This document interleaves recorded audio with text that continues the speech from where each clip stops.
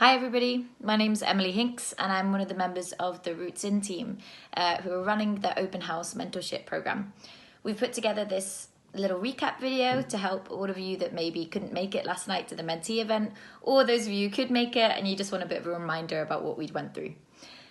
So first and foremost, we introduced the program, running through the key events that are happening over the next 3 months. For those of you who couldn't make it last night and you still don't feel like you're fully aware of what's going on throughout the program, make sure you check out the information pack that Letta sent to you in an earlier email.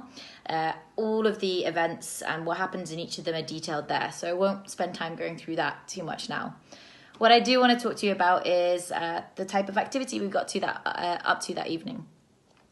So mainly the evening was focused on the mentees getting to know one another and also on recognizing the value that you have, how to articulate that and how to communicate that, with the idea that we want to have you in a really empowered and confident mindset before you go into the conversations with the mentors, because you're bringing a lot to the table.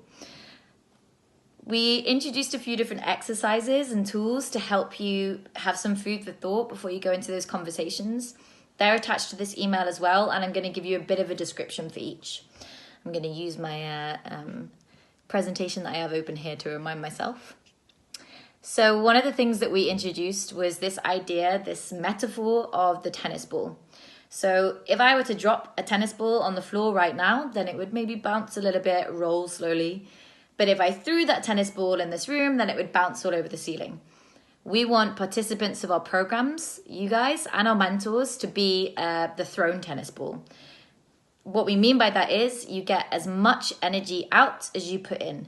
If you throw yourself into this program, you turn up to every event, you ask all the questions because there's no stupid questions, you work really hard, you take the little things we give you and you go deeper and work in your own time on it, then that's the type of output you're going to get when you walk away from this program.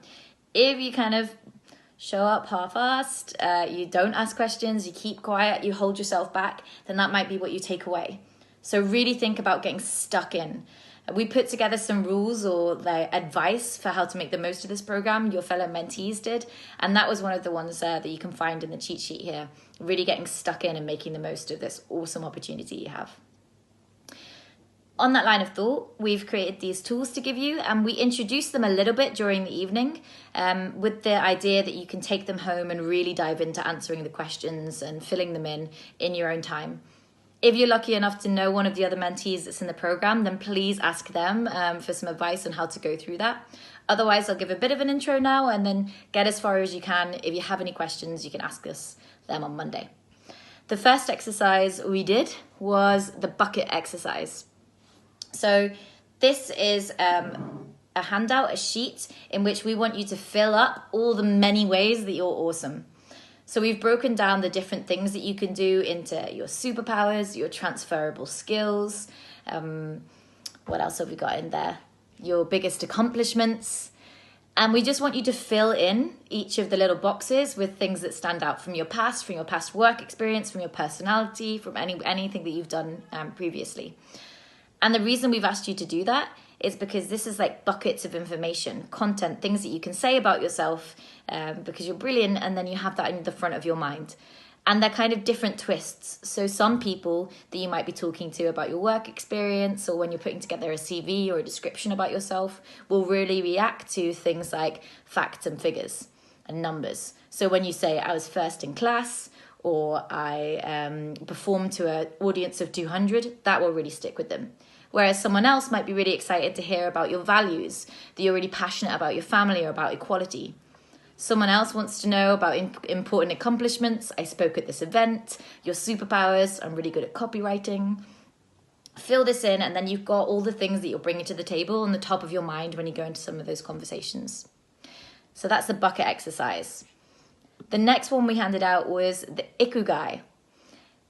This is a Japanese model that basically helps you figure out what your purpose is. And I have a bit of an issue with the word purpose. It's quite vague and it's hard, like what's my purpose in life? But this model is really powerful to help you just look at these crossover, these strong points. And if you choose your purpose, that's the point you can see in the middle, that can basically help you get a sense of direction. we discussed in the evening that with the new world of work and how careers are changing, it's not always handy to say, I want to be a XYZ and choose a job title.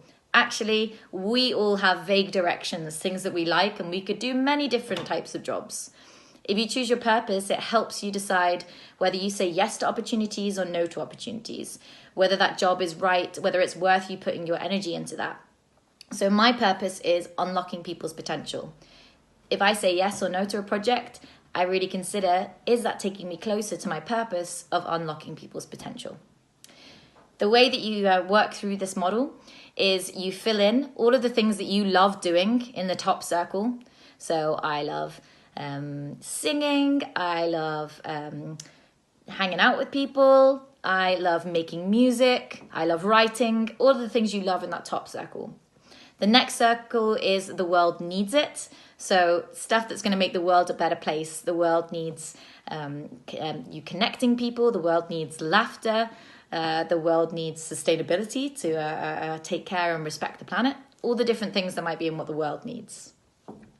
You're paid for it is the bottom circle. And in that section, anything that people would give you money for right now. Whether that's waitressing and bartending, whether it's writing a song, whether it's